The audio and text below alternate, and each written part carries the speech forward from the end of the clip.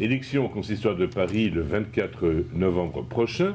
Alors Philippe Meyer, vous êtes candidat à ces élections. Pouvez-vous vous présenter en quelques mots? Bonjour Guy, j'ai 45 ans, je suis issu d'une famille ashkénaze, personne n'est parfait, qui m'a transmis l'amour d'un judaïsme authentique, fier de ses valeurs, de son histoire et de sa culture.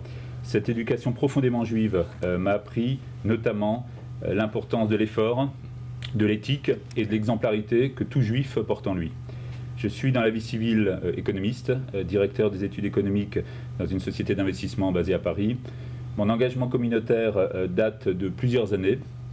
J'ai en effet été élu administrateur au consistoire de Paris voilà bientôt 8 ans, dans quelques jours, et y occupe la responsabilité de vice-président en charge notamment de la communication. À cet égard, je suis responsable de la publication du journal du consistoire Information Juive.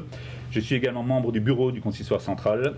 J'habite Neuilly-sur-Seine, où je suis administrateur de la synagogue de la rue Ancel et président de la loge Bnei Brit.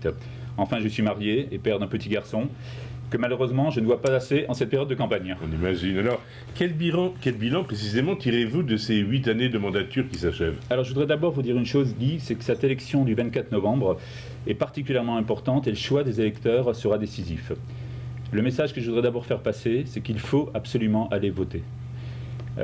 Soit on considère que tout va bien actuellement au consistoire de Paris et on continue comme cela, soit on considère que certaines choses doivent changer, que certains dysfonctionnements doivent être améliorés et on doit absolument se prononcer le 24 novembre. Il s'agira d'une occasion majeure pour le faire et peut-être même l'une des dernières.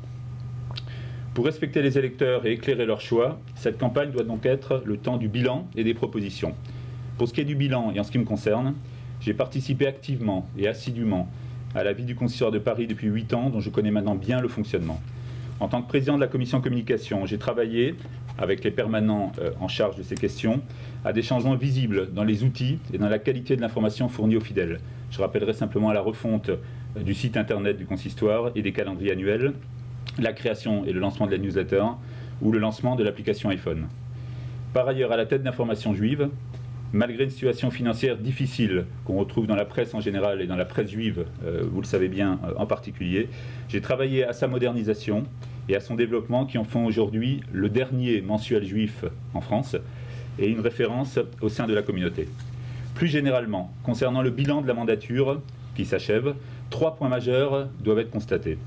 D'une part, le consistoire de Paris a subi ces dernières années des dérives importantes, à travers notamment une politisation de l'institution, une personnalisation du pouvoir, une gouvernance insuffisamment transparente et un isolement au sein du paysage communautaire.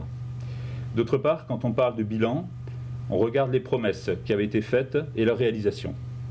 Je rappellerai simplement que sur les 28 promesses faites en 2005 par celui qui allait devenir président du consistoire de Paris, seules 5 ont été respectées. C'est peu. Enfin, le bilan d'une mandature et aussi son résultat financier.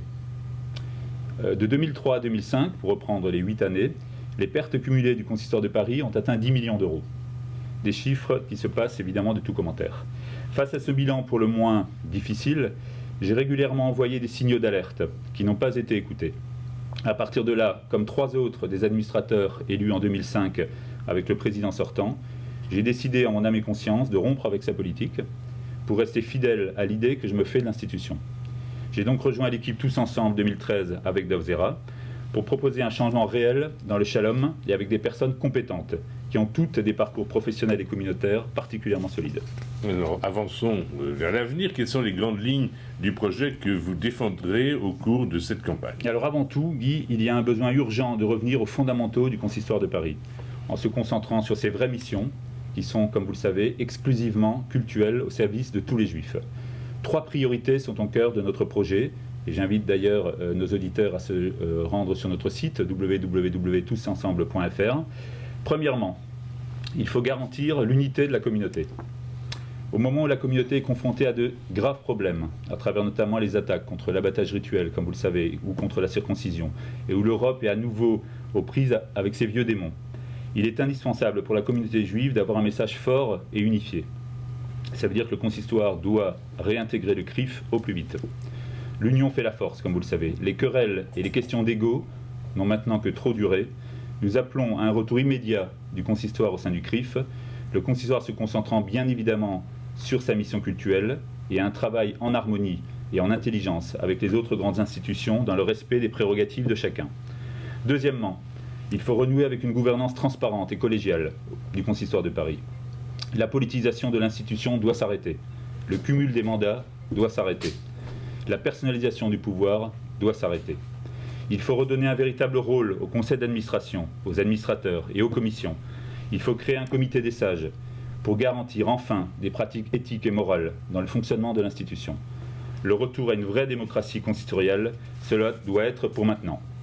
Troisièmement, il faut travailler à des produits cachers moins chers.